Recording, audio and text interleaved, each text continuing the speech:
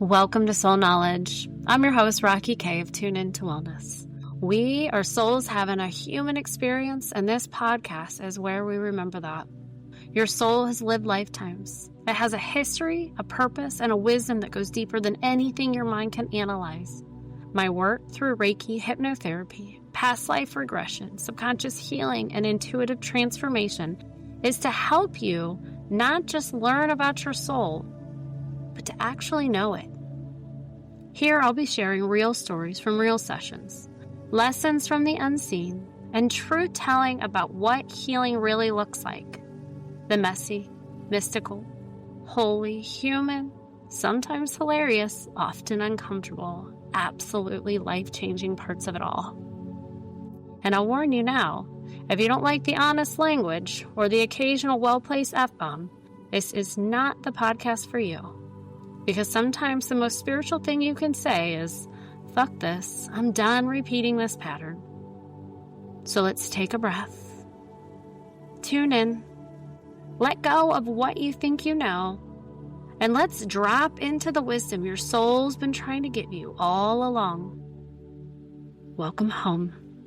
Welcome to Soul Knowledge. Hello and welcome back to Soul Knowledge Podcast. This is Rocky with Tune Into Wellness. Today we have a very special guest, Misa. She is like my sweet little Misa. That's what I always say. I'm like, I love her. She is here today. She's a licensed massage therapist. She has trained in Reiki with, I don't know who else, but with me for Reiki too. And you were part of the Soul Garden Sisters. I know, yay, I love it. And there's so many other really cool, interesting facts about you. And so I'm going to just kind of let you introduce yourself a little bit, Misa. Okay. Hi, my name is Misa, and I've known Rocky for about a year now, maybe a little, like just shy of a year, and changed my life though, like in the most beautiful sense of like friendship and sisterhood and inspiration and guidance. And so, yeah, this past year, since knowing you and being in Soul Sister Garden, all of this has really changed my life.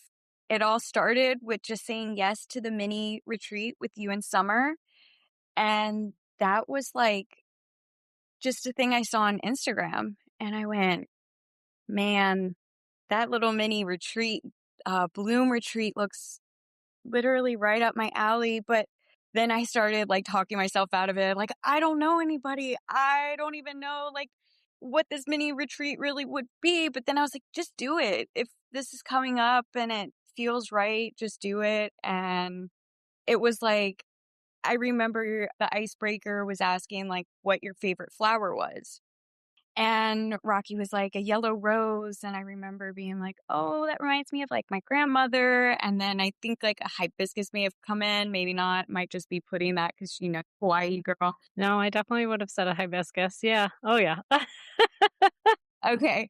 So yeah, it was just like as soon as you started talking, Rocky, I was like, like enamored, but not in like a putting you on a pedestal type of way, just like she's cool as crap. And she has this power to her that I want that kind of power. I want that kind of confidence. And it was this cool, calm confidence, this beautiful voice that was guiding us and just so sure of like, just going to sit here and let Reiki happen.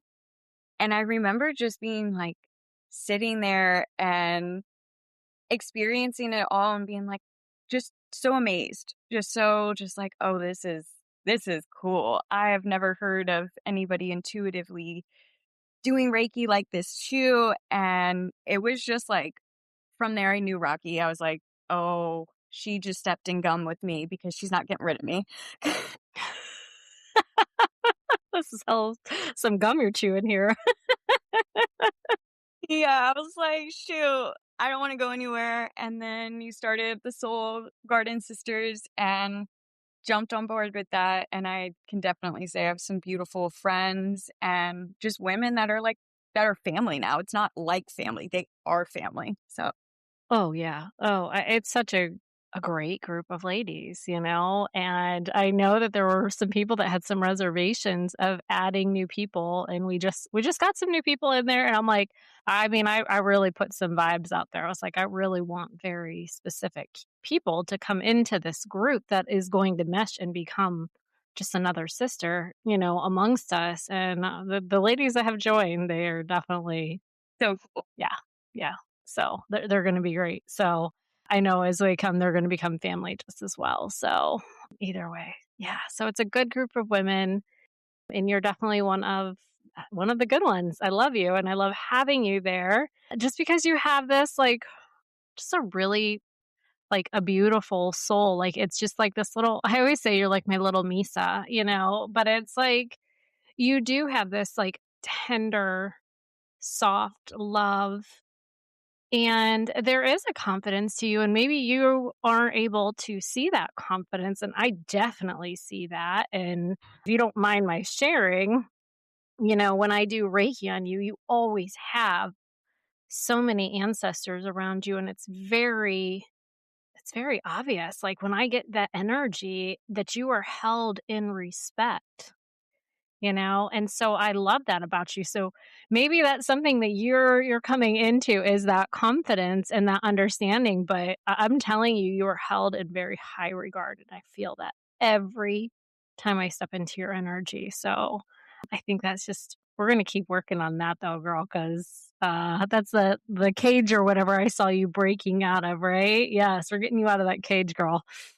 I know it's like that wire caging that sometimes like I can't even see the cage. So that's why I get like comfortable in the cage and I'm like, no, the cage is real. Let's get out of it. Yeah, I mean, we all kind of put ourselves in these cages, right? So, we confine ourselves to what feels comfortable, what feels familiar. And there really is, for lack of better words, like a blossoming when we can really break outside of those walls or the cage, whatever your cage is created out of, right? And we truly are wild and free and just totally authentically us, like the unabridged version of us, right? And it's even more enjoyable like when you can be the full expressive authentic version with other people because that's something that I feel as if I know the authentic me, but she also feels comfortable being the lone wolf. But what I've also found comfort and excitement in is when I do break out of that and I'm allowed to be seen and I see others too, just how good that feels and how being alone has some of the most impactful and transitional periods for me because a lot of the times with us girls, it's fun. It's easy. It's not we're going in and we're just like, hey, let me empty my basket, which is okay if we do. Like, that's the most beautiful thing is like, if we need to, we can, but then we laugh and we joke. And I think like that play right there has so much healing and just like that's what life is really about, right? Like those good connecting circles of just I see you, you see me, but this isn't a performance. We're just here to be. And those flow states have been some of the coolest like experiences too, like coming to girls' nights out. And, like the one night I think about is how all of us girls randomly got there early. And none of us knew you were kind of like, oh, I don't have anything up yet. And it was so serendipitous of like, oh, we got you. And that's like how our community is. Yeah, everyone started helping me and throwing in. They're like, "Where does this go? Where does this go?" And I'm like, "Oh, okay, guys. All right, thanks." I wasn't expecting it, but it was. I do remember exactly which day you're talking about too, and it was like everybody. And I'm like, "No," because I am one of those people that I like when you come into my space. I like it to already be set up and perfect. I want you to come in and relax, and then y'all are like, I mean, you guys are. I mean, it's a group of women. And women, we don't know how to not help, as much. And that's why I really love to have it all done. So, because that's what we like to do. We're going to come in, we're going to help. And I'm like, no, no, no, no, no. I just want you guys just to sit down and relax. I'm like, sit on the couch and just wait a second. I'm almost done. Like, let me just get this. You just relax, have some snacks, get a mocktail, like. But life was life in that day, and some can't predict those things, but to have like people that you can that love and have fun with you doing it, it's like, oh wait, actually we're done even early. So Yeah, yeah. And I mean, circling back to that playful and how important it is to play and just like be at ease, like, and just so comfortable that you can laugh. Cause you think about going into uncomfortable situations and we're nervous, whatever. It's hard to laugh in those situations, right? It's hard to just like let all your guards down and just like belly laugh, right? Or whatever it is, just find the humor, find the joy in like the little things. And I mean, I'm like really sitting here trying to like roll through almost every single girls' night out that I've had, right? And think about the women there. And I feel like, think everyone has like been able to relax and like laugh and have like a great time. And I know there's multiple people that have come through that door and they don't know a single soul. They don't come with a girlfriend, they come by themselves. I've had like, we had Mel on the podcast a few weeks ago, and she came in. She texted me 45 minutes before the thing started and asked if she could come. And I was like, yeah, sure. Like, that's cool, And she came in, she didn't know me. She didn't know anybody in that room. And I think Mel well enough to know she's kind of a nervous girl too. And so for her to do that, and she was totally cool. And I think that's the same with everyone that comes in. And then we just have a good time and you can just be you, right? yeah, it's so nice, so safe.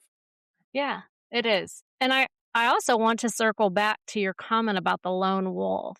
And I think that, when you said that, like, I'm like, yes. I mean, I think so often, especially people like you and I, Misa, we are both here doing some really, really big soul work. And we are doing ancestral, like, lineage soul work. And we'll talk a little bit more about that. But people like you and I, we are kind of a lone wolf and we're really happy and content and at absolute peace by ourselves. But it's so nice when we get into that room with all those people and that energy. I feel like almost everybody in that group are lone wolves too. And we come in there and it's just an ease and we pull each other's energy. And it's such a beautiful energy when people gather together like that and just community. And I think there's times that we could probably all sit there for hours and not talk, and all of us would be so fucking happy. Yeah, that was the best night. Good seeing you guys. Yeah, absolutely. Do this again next week. Yeah, see you next week. Exactly. But that lone wolf and doing like the ancestral work and everything, and we'll kind of get a little bit into that too. Doing the ancestral work, there's all of us have so many different things. And I keep seeing all these things on like social media, like you're the black sheep in the family. And I don't think I really love that term because I would not consider myself a black sheep in my family. I do things my own way and I always have, and I've kind of always just been my own person. And I like really reflect on my childhood and like I have 4 siblings, like I have a twin brother, I've got 3 sisters, and I think about all of them and I think I knew my whole life that I was there doing something different. Like there was something bigger and I was always very connected to all of my family. And I'm talking extended family, like very close. I have a lot of like actually a couple of my dad's cousins. I called them all uncles. I was really close with them. And I mean, for no real reason, right? But now as an adult, I can look back and I'm like, I know why. I'm that connector in my family. And I wouldn't call that a black sheep, right? But like they're saying the black sheep are the ones doing the ancestral, right? Yeah, I call that a bridge builder. I mean, you're building bridges within your family. You're not singled out. You're just building the bridge, and there wasn't a bridge there before. So, Right. it's maybe you're a street maker or wave maker even. You shake things up. Yeah, I like that. Yeah. Yeah. Nothing wrong with that. I mean, I can make a little waves too, you know. We like to call them ripples. They might be really big though. It's okay. So, Misa, I want you just to tell me about you, like, before you got into, like, more the spiritual side of things. So I really can't go back that far because I was born like in this type of world. My parents did not raise me with religion. It was just spirituality. The consequences you make, or the choices you make, or the consequences you create, and what you believe in is up to you. There's God. My mom was like, I've been baptized. She told me what they did, but my parents, part of their love relationship was metaphysics. And so they did metaphysics and went to all these meetings. So I was like born into that type of thinking. Cool. Yeah. And then I was like a vasectomy baby. So my dad had a vasectomy. Oh, shit. Oops. You were meant to be, girl.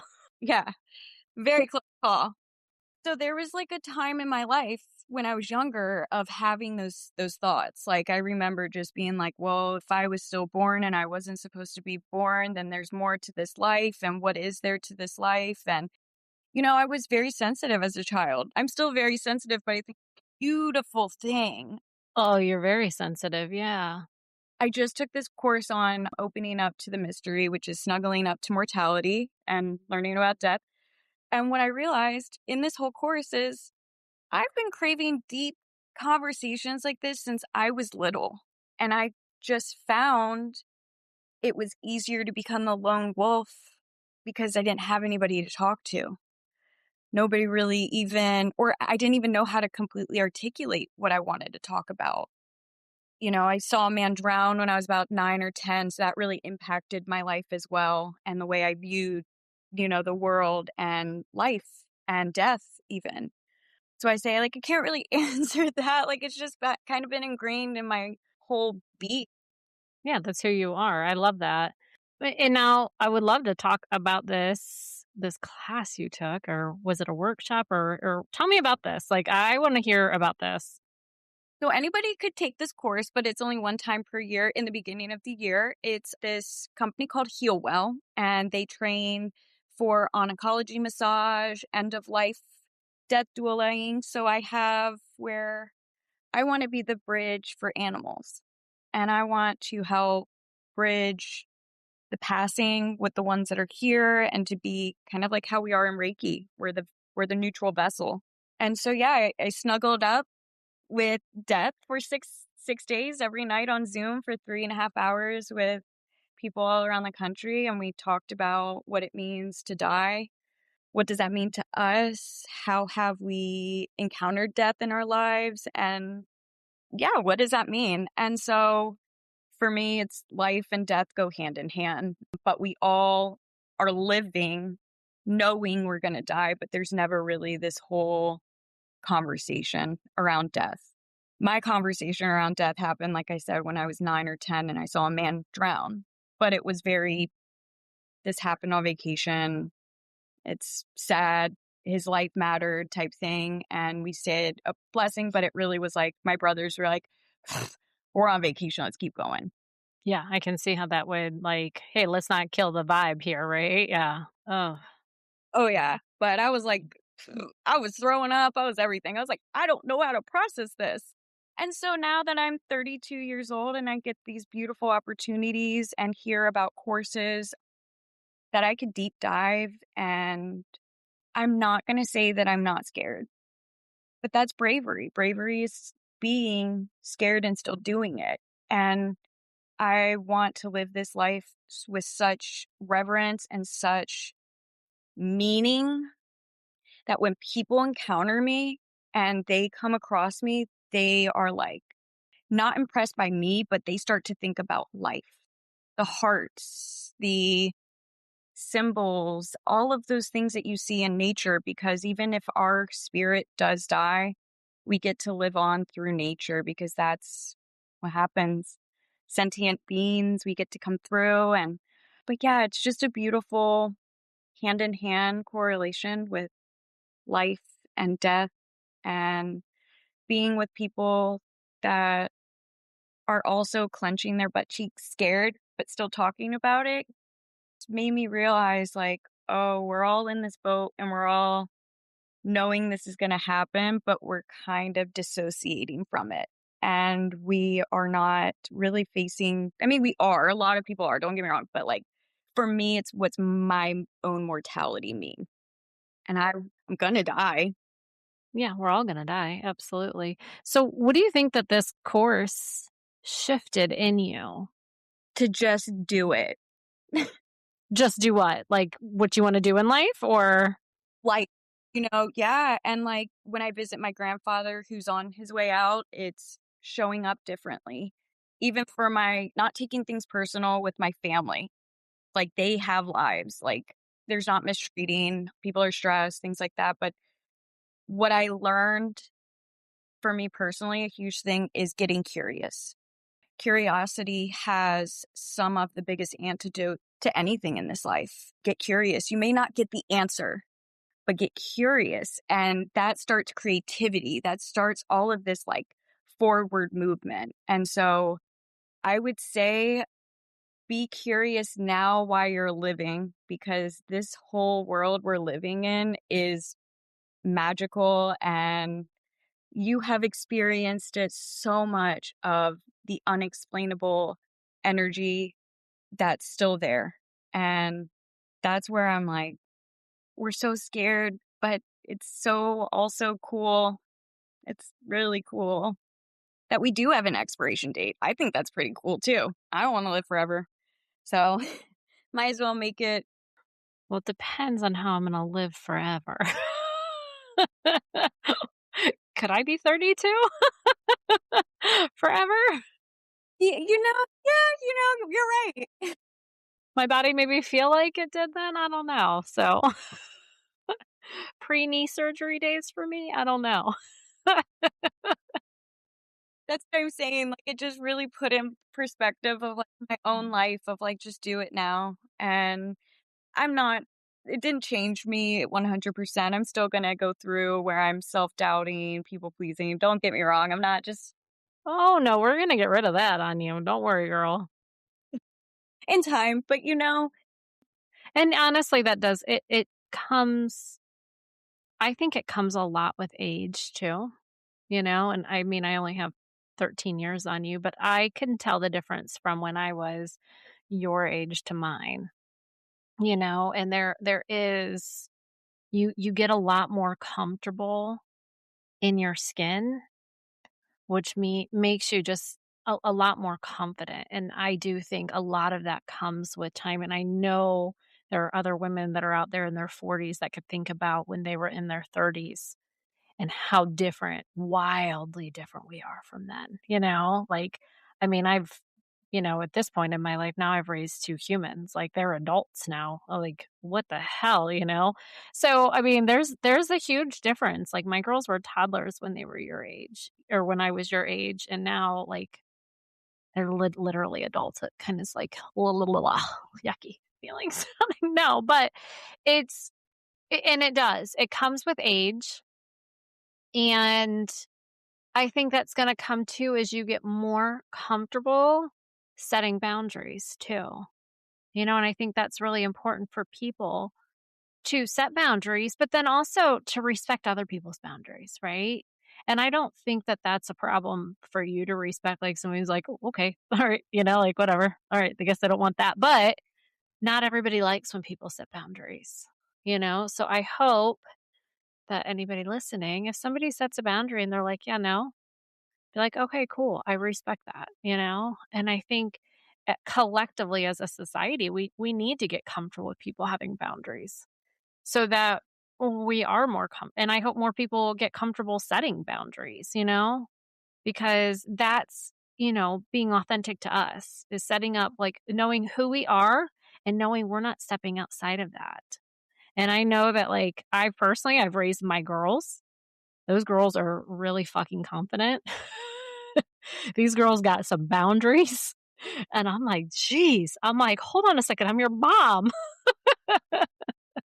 Right? But anyways, so, yeah, I think that's something that's gonna come with you as you do age and stuff like that, and I think you're already there, and I just don't think that you see all of it yet. So, Yeah, it'll come. But I mean, I have beautiful people around me that I didn't have before I started. I mean, really, this whole conversation started with like my life really changed like 2023, 2024 was like a big, I'm taking my life back. Yeah, I got sober in 2023 or end of 22, left my relationship I wasn't happy with, moved back in with my mom, all the things that looked like life was falling apart. But then I now have the most beautiful community, things like that's exactly what I wanted. I felt so like my ex partner is not a terrible person. We just weren't the right people for each other. And I wanted community so bad, and now I look at where I'm at, and I'm just so grateful. And, like, talking about boundaries really quick again, Rocky, I've learned so much from how you go with your boundaries, how you lay down boundaries, because you lay down boundaries in a kind and respectful way, and it's an honoring of you, always. And it's an honoring of the other person, but I just have like, the examples of boundaries I was always shown were more aggressive and more defensive. And so, yeah, when you talk about your girls and how they have those boundaries and how confident they are, it gets me juiced up because I'm like, yes, like I've been learning like those, that soft but hard boundary from you too, in such a loving, kind way. And I think that's so powerful. yeah, I think it's really important for people to know that you can have boundaries and not be an asshole, right? Like, I think it's when I say setting boundaries and, like, when you say how I do it, like, I know who I am. And I mean, I can be a really mean person if I need to be, trust me. You don't wanna be on the other end of that. But deep down, I am a nice and a kind person, and I'm always trying to put that love and that kindness out, and I wanna be who I am to other people that I want them to be back to me, and so I am very thoughtful with how I lay down my boundaries, I'm like, "Hey, no, that doesn't work," or, "Hey, how about we do this in" whatever, 3 weeks. I don't care. Like, if I don't wanna say like, people think that they can't say no, but they can. But they can do it in such a way like, "Hey, actually, that doesn't work for me on Saturday, but I am available 3 weeks from now." Good chance they probably don't want you in 3 weeks from then, if they want you to help them with something then, you don't know how to, or, "I can't do that now. I'll look at my calendar, I'll get back to you." There's so many ways, and I've had to do it in business too. People will approach me, and there's something that feels right about what they're asking, and so I'm like, "It's not a yes now," or I'll say, "Not right now." And every single one of those people that I have felt that, I have gone back and used their services, you know? But I understood what I was feeling. But I always will say, "Not right now," or, I sometimes is very uncomfortable saying no. And there is still that part of me in there that's just like, "Oh, fuck, I gotta say no." Like, ugh, And I'm like, "I'm sorry, that's not gonna work." I actually had, like, a call with, like, a guy that does marketing locally, and he's very, like, fast and quick, and I'm so busy, and, "Here, I got 5 minutes, I'll talk to you. I gotta hurry up and get off the phone," and it was just, like, rush, rush, rush, rush, rush, and then he kept bothering me and calling me, and I'm like, "Listen, dude, you're busy."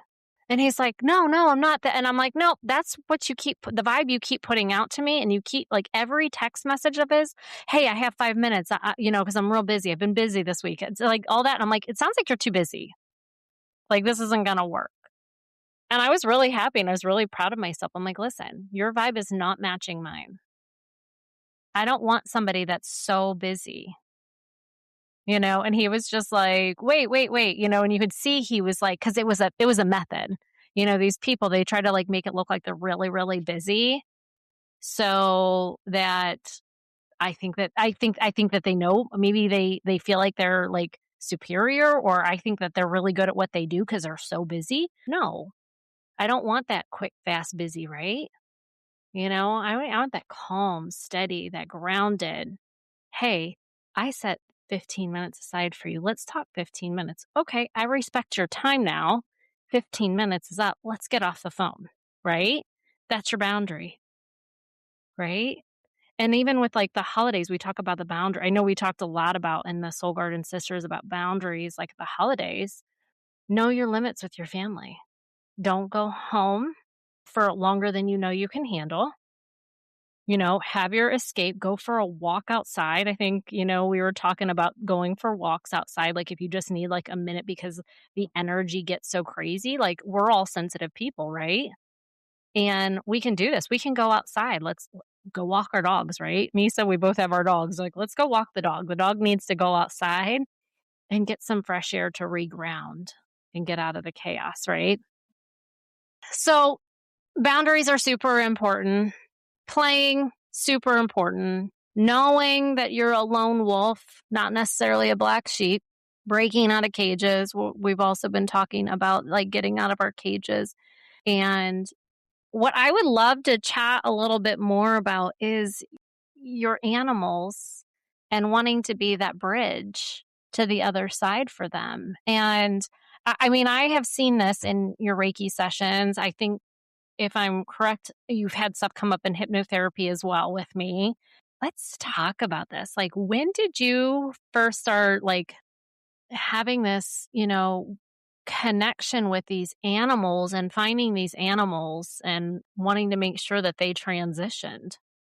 So it started with, I'd say, whenever I started finding something that had died outside, like a bird, a mouse, bees.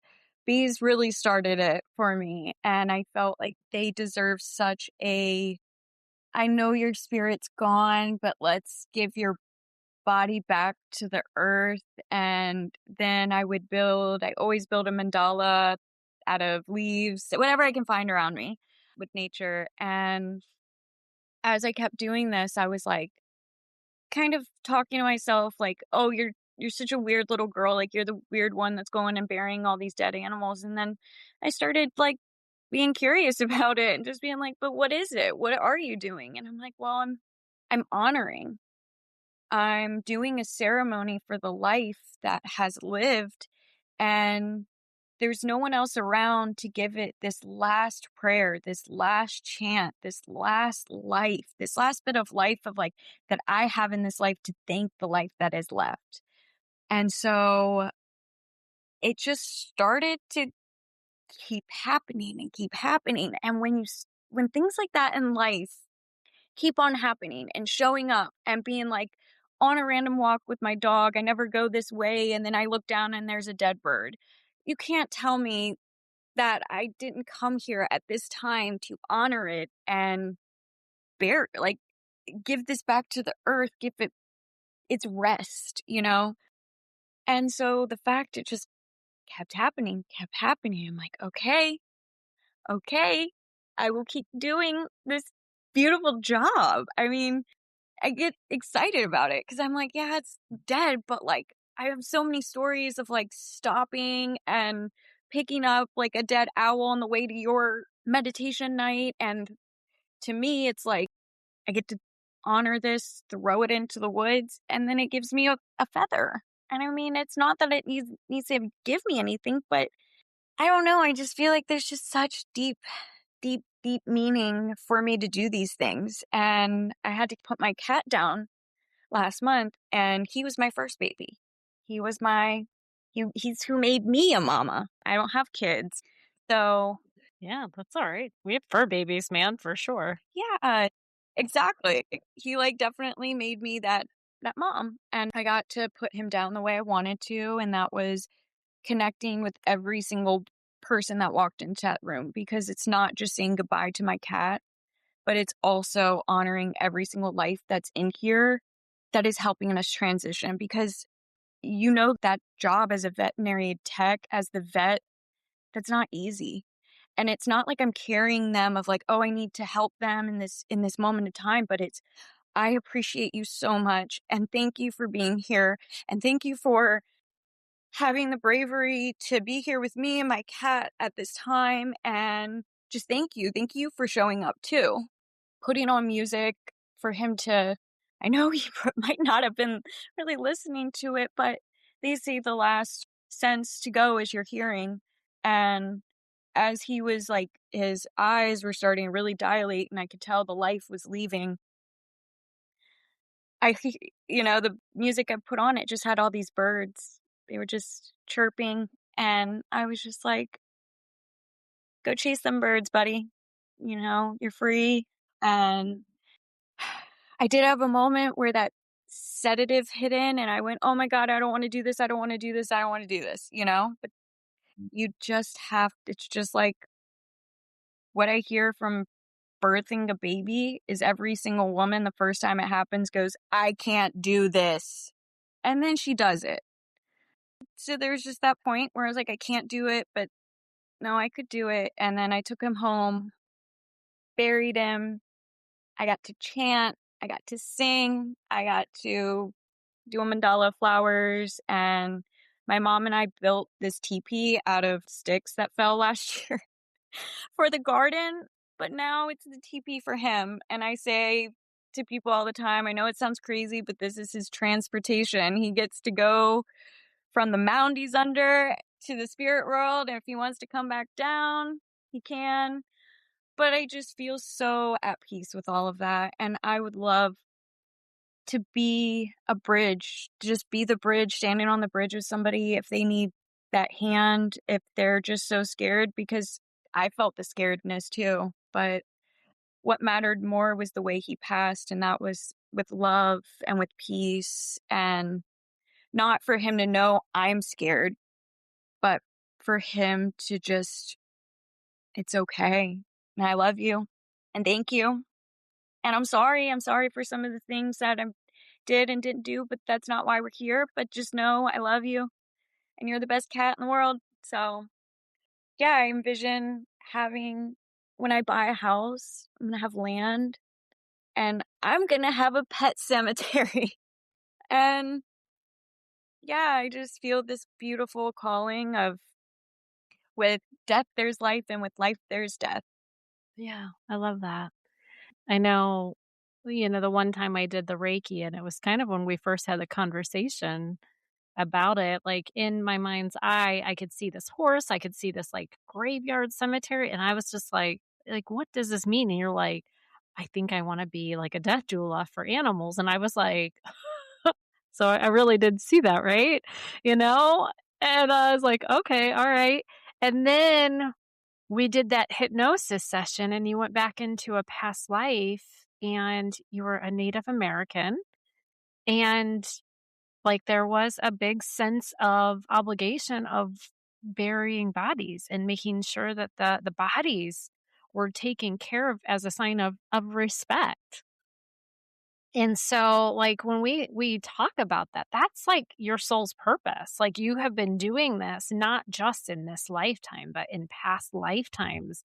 And so like you're sitting here telling me about this and you're doing the mandalas and you're chanting and I'm like, "Wait, how the hell do you even know how to do this stuff?" You know? You have no idea. Like nobody taught this to you. This is stuff that's ingrained like in your soul. Like this is who you are soul wise. And I love that for you.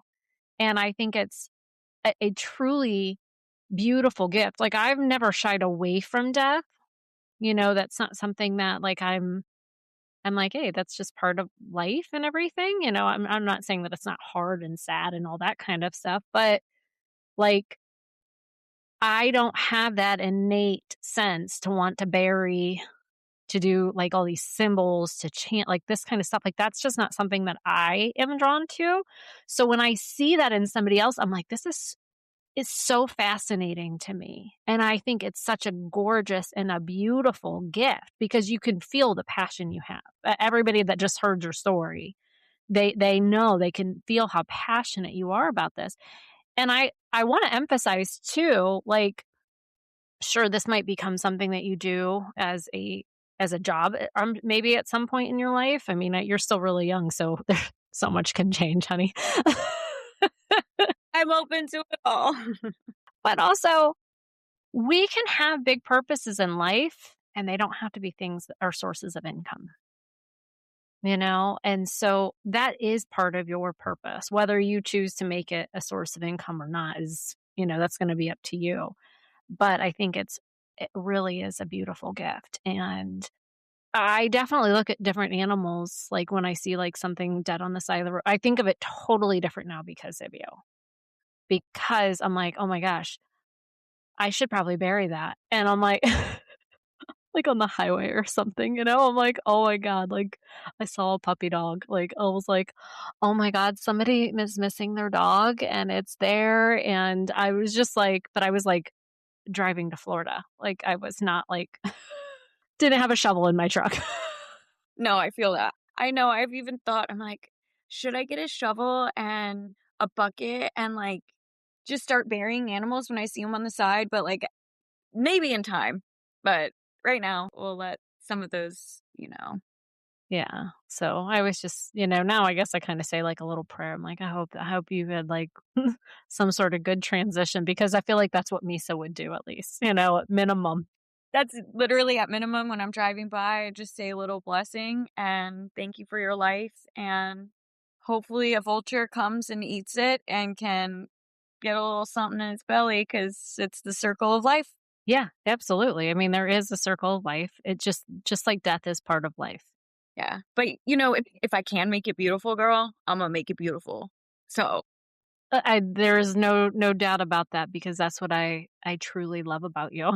You like when you touch it, like it is very beautiful. And I'm gonna draw a heart. I'm gonna find some spot that looks like a heart or something too.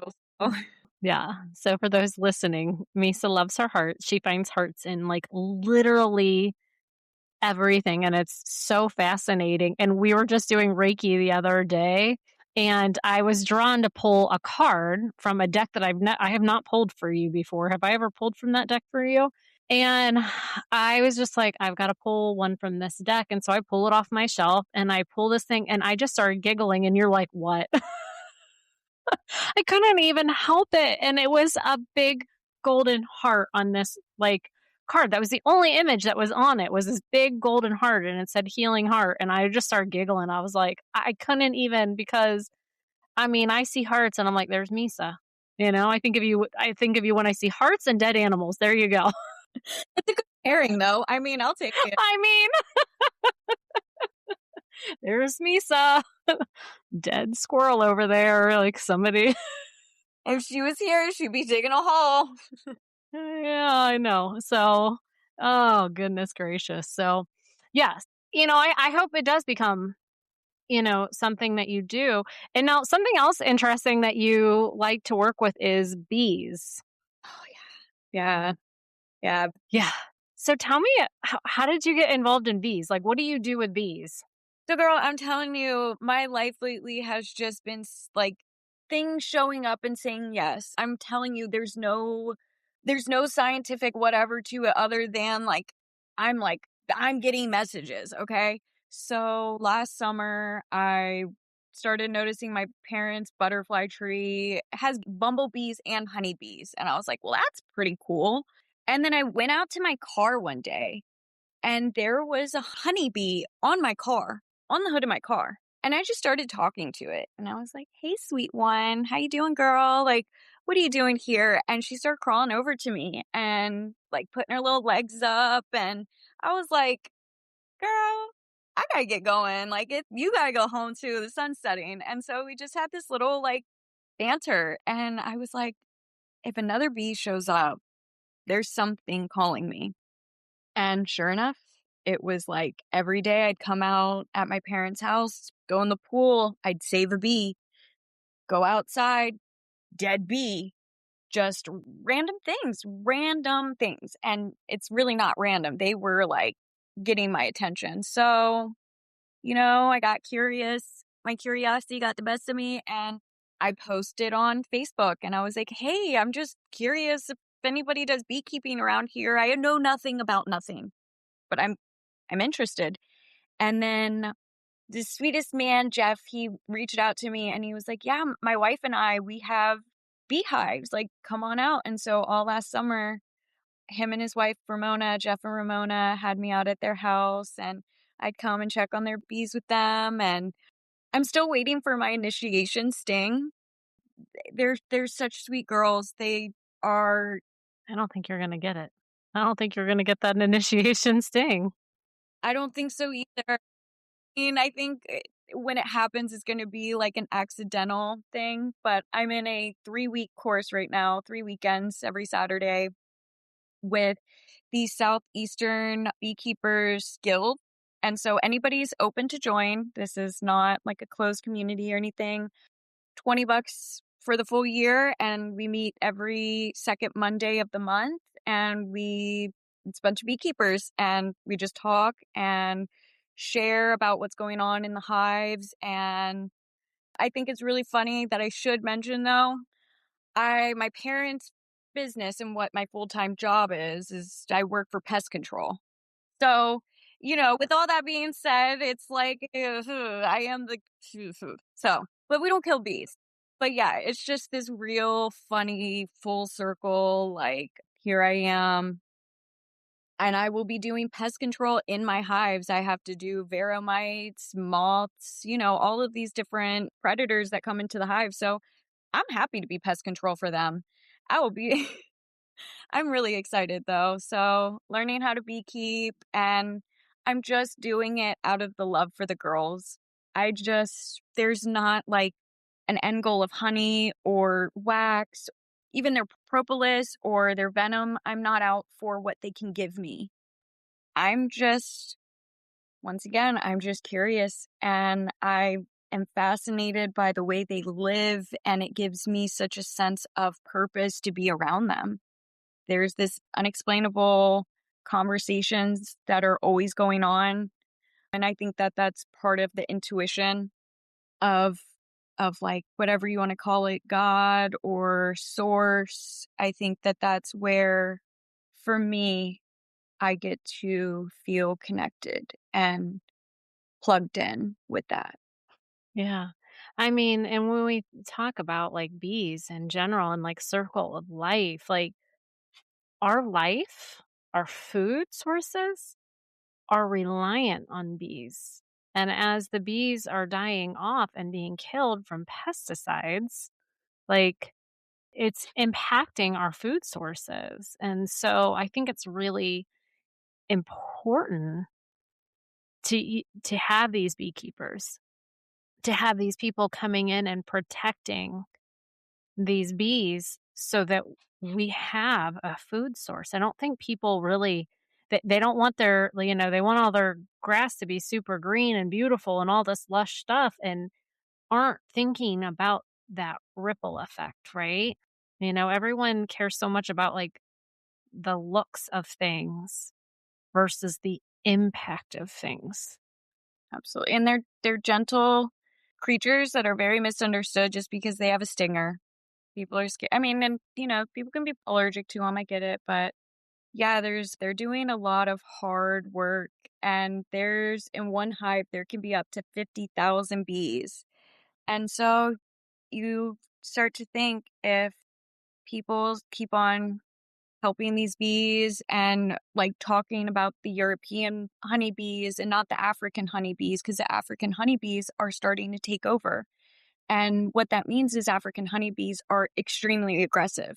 So at some point, the normal beekeepers, if we don't keep this hobby and the European bees alive, we won't be able to be beekeepers anymore, because they're going to be so aggressive at that point. The African bees don't let you get near them. They can sting through the suits. It's a big problem, but it's also nothing's impossible in this world. So, yeah, I think that Following threads of curiosity will lead us to new ways of looking and perceiving life. That's super cool. Yeah, I think it's really interesting, and I'm curious to see just I mean, I don't necessarily wanna see the long game of bees, but, I really hope that there's more awareness and there's more people that take interest in being beekeepers and just helping preserve that for, it's honestly the longevity of us as humans, as the human race. Well, and another thing about bees, so like, yeah, I don't have a goal right now to have their honey and to do their wax or anything like that. But at some point when I have healthy hives in a surplus, I would love to have a bee hut. And so I want to incorporate bees with healing. And basically, it's almost like a sauna that you sit in, and the bees can be above or they can be below. But when bees resonate and when they thrum, it's called, when they thrum together, and they are thrumming at the note of C. What that does is it actually, let's say you have postpartum PTSD and you start going into these bee apiaries and these huts, and you start to go for an extended amount of time, what happens is that C note that they're producing constantly starts to break down and create cognitive dissonance. So it starts to loosen the grip of the PTSD to where people start to literally get detached from their PTSD. And so there's also exponential healing after surgeries, after brain, what's it called? Like a stroke, things like that. You go into these bee huts and it's once again the way that they thrum together. And also there's these micro vibrations that are communicating to your cells and your cells are communicating back. Your cells are starting to get rid of waste and bring in oxygen because there are these micro vibrations that are actually massaging your cells. Interesting. All right. So I don't know what a bee hut is, and this is the first time I've ever heard of this bee hut. Like, what does this look like? Like, can you explain it to me so I could try to visualize this? I mean, I'm totally Googling this when we're done, but Yeah. So there's one in Georgia. I think that's like the closest one to us, but it basically looks like a sauna. So it's made out of cedar wood, and that's another medicinal property of the hut is the cedar wood. And so, because that smell triggers your olfactory system, and when you have positive associations with smells, that olfactory system completely bypasses the part of the brain that needs to make language, and it just starts to feel. And so that cedar smell, once you start to associate with it, but it looks like a sauna. It looks like okay. And so the bees are just I mean, I guess they're not obviously they're making contact with the people or they're under it and you can feel them vibrate like through the panels, basically. Yeah. So, like, when you have a beehive, you have all these slats. yep, yeah, okay. I know what you're talking about. Uh-huh. And so that's what they're building the hive in. And so they're just basically in those underground. They're underneath it, and so it's just creating the vibration from the cedar boards, I guess. Is that Mm-hmm. Yep. And them just being under there. And so this is like we're talking like my long term, like, dream here. okay? Let's get delusional here, girl. Let's go. Yeah, girl. I would love to have Dancing with the Bees. Just, I believe in the bees. I believe the bees have more healing than people we even really realize. And more I read about it, their venom they're showing has tremendous help with breast cancer.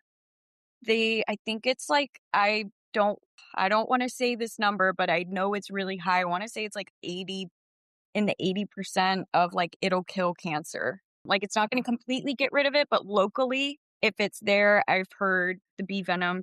And that's just the vibration of that C note. Well, that's Yeah. the bee venom when you get stung by it. Oh, the actual venom. Oh. The actual venom is helping with breast cancer, cancer, pain, arthritis. My aunt does it in her hands for arthritis and she can move them after. It's crazy. And there's actually this one girl that she is coming up with a method of kind of like a mesh screen, because when a bee stings you, it dies because it pulls its stinger out. But she's coming up with this type of mesh that you can put over your skin so the bee doesn't die after it stings. So it's more humane, and we're not just using it for the venom. But yeah, girl, there's a lot of BBB stuff, and people are just, I mean, it's just not really out there. So, like, how do they source the venom? So bees just make it themselves. And we can source this without harming them. No, that's why she's making the mesh, is because you're killing them by using their venom. Yeah, that's what I was like trying to figure out how they were getting this without hurting them. It's not but there's so many. But at the same time, like I said, like one hive can host up to 50,000 bees. And so, I'm going to have like 2 to 3 hives this year. And so I won't produce anything, but I mean, we're talking, I'm going to have 100,000 bees already. And so I don't diminish the life that they're giving, but I also am like, with the way that bees are and the way that they work, I think that they would be completely honored to service for us in this type of job, to be honest. I really do. That is so neat. Oh, I love that. Yeah. I mean, you have a huge connection to animals. You have a huge connection to earth. Like I see you with your rituals, all of those things. Like that is just, I think that's just a really super cool, like, traits about you and about who you are. And like, it's like I've said before, like it's so ingrained in who you are. And I think it's really beautiful and very, I say unique because I really don't know anybody else like you. And I think I think it's super cool, and just love, like, sitting here just, like I love when you come in for a Reiki session because I just, like, "What's gonna happen today with Misa?" You know? Like, the one time, like, I walked out to go to the restroom, and when I came in, the Pocahontas song was on. I was like, "Wait, are you serious? Like, what is going on?" It was. It was. I'm like, oh my God, don't cry, Misa, don't cry. And I'm like, And that was right after the session we did the Native American. I was like, "What?" It was the very next session after the Native American. I know, and I was like, "Is this song really on right now?" And you're like, "I know, right?" Oh my god, it's a beautiful song, right? I mean, Vanessa Williams too doesn't do a bad job in it either. So, I don't even think that was just the instrumental version of it, but I could still hear Vanessa Williams' voice singing it anytime I hear any of it. But, well, I love that. Is there anything else that you wanna share tonight? just that, like, if anybody's hesitant, or don't like let fear hold you back of not joining Soul Sister Garden, because we are all super fun, and like, I'm serious, like, the more the merrier, and find a community. If it doesn't make sense, but it makes you happy, do it. And the people that are meant to be in your lives will love you for that. And like, not because like of what you're bringing, but just who you are. And I think that's one of the most beautiful things about community, is it's allowed me to love myself. Cause when you say, oh, Misa, like, you have all these things, I'm always like, yeah, but I don't know if anybody really wants to know about them. Like, I've made a whole like slideshow about this bee thing. I have been doing work on it. I mean, I didn't know you knew as much as you just said, like, in this little bit. So if you got a slideshow, I think I'm interested, man. Like, that was so fun. Like, it's so interesting to hear, about, like, truly the power of bees. Like, I mean, obviously, I know that they're a life source for us, but, like, wow, like, the venom could potentially, like, help heal people's bodies. Like, wow. So many people that we know, so many people we love, and just, I think it's one of those things too. It's on the edge. It's on the edge of, we're not really sure how it's going to go. And so they don't want to put all of this pressure on it. But I say try it. I'm up for it. If I ever have something, I'll be like, sign me up. I'm going to the going to the bee hut. I might make you create it quicker than you plan to if something happens with me. Like, Misa, we got to build this shit now.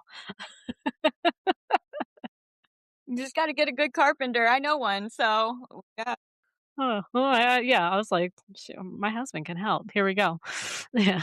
Well, I think so. What I want people to know too, like as we're starting to wrap up here, is when there are things about you that you don't really understand where they come from or how they are, and they're just so innate in you.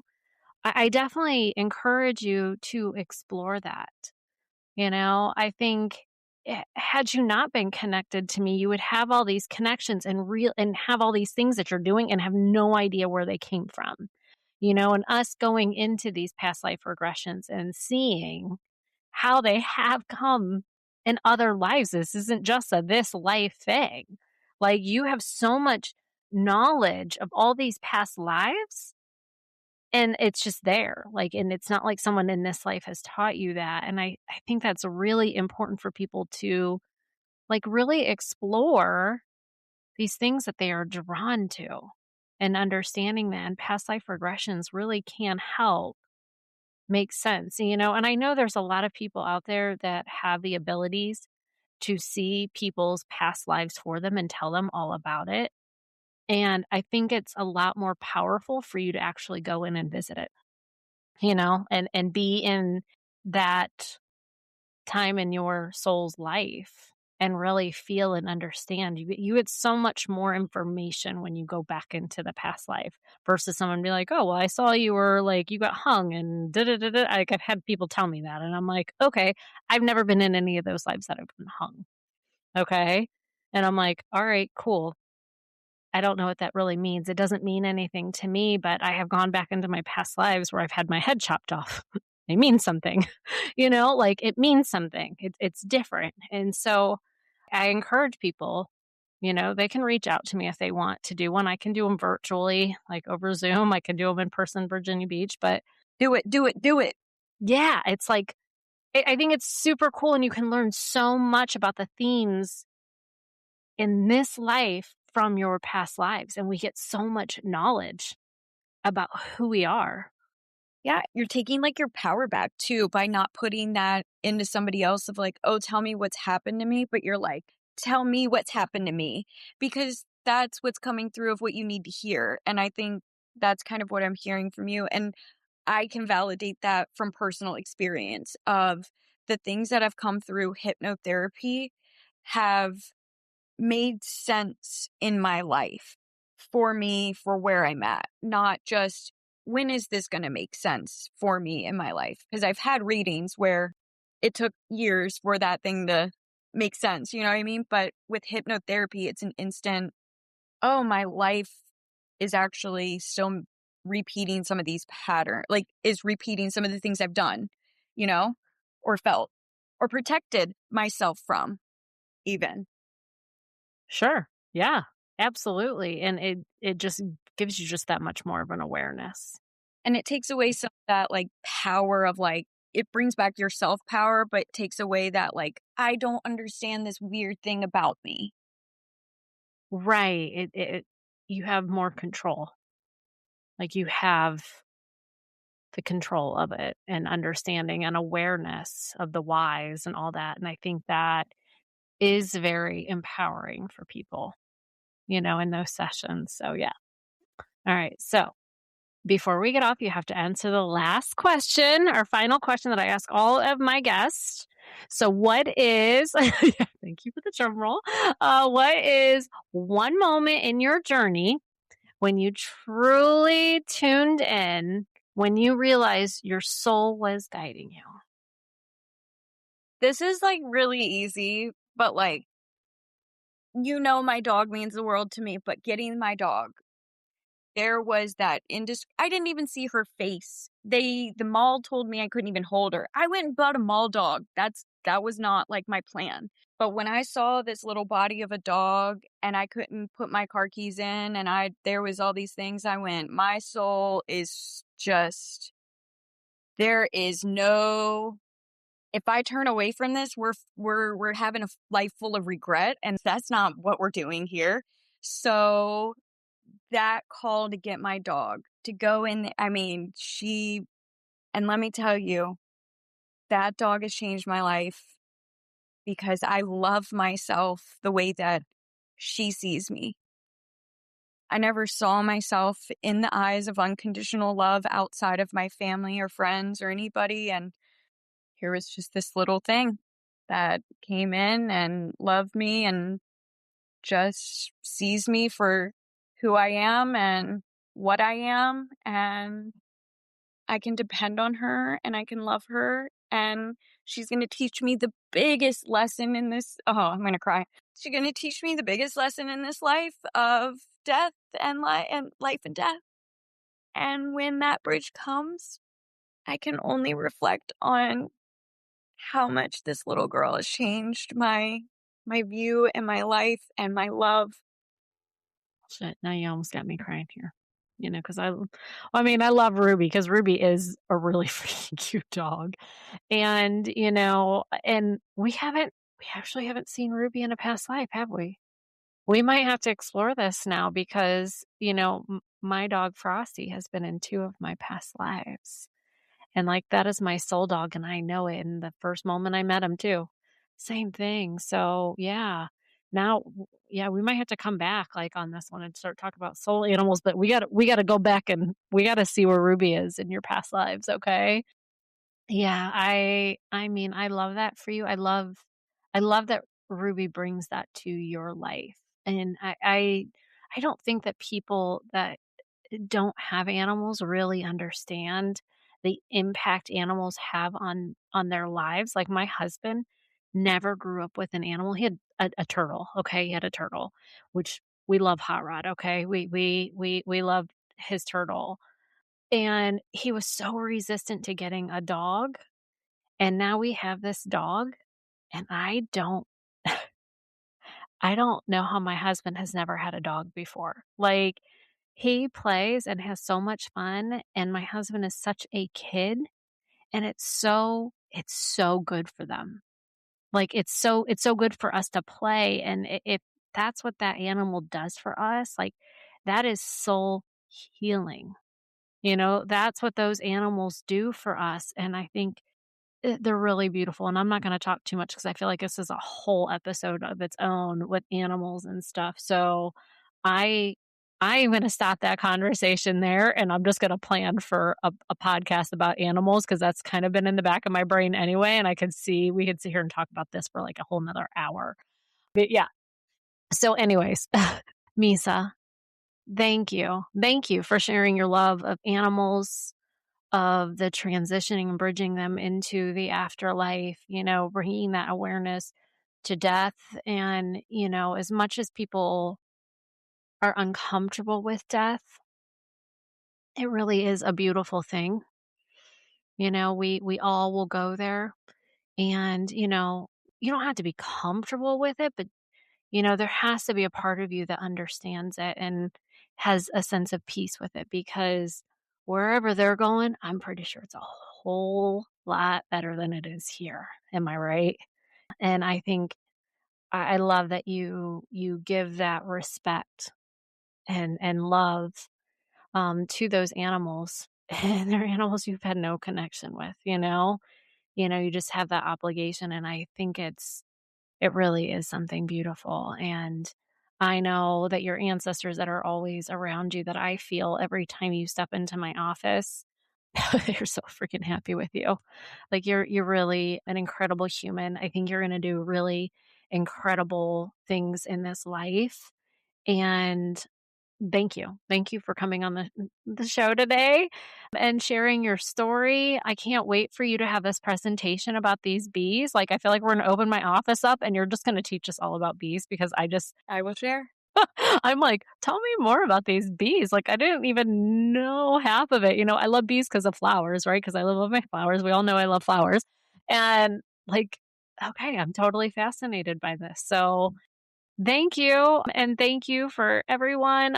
Yes, I love all your heart. Thank you for sharing your story, your love, all of that. And until next time, and I'm sure you're going to be back on this this darn podcast at some point. Maybe we're just going to talk about animals the whole time, okay? And soul animals. Good. I mean, I'm cool with that. Exactly. That's probably what we should have talked about today, but we got who you are, and now we just get to talk about animals next time, okay?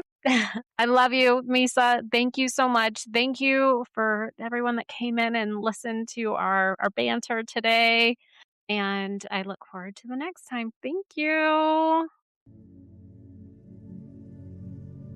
Thank you for tuning in and for doing this work, not just for yourself, but for everyone connected to you.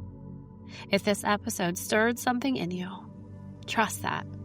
Share it, leave a review, send it to someone whose soul needs it. Your voice and your ripple matter. And if you're ready to go deeper, to explore your past lives, heal your patterns, reconnect to your soul, or work with me one-on-one, head over to tuneintowellness.com or connect with me on Instagram. Until next time, trust what you feel, honor what you know, and remember, your soul already has the answers. Be bold, be light, be you. I'll see you next time on Soul Knowledge.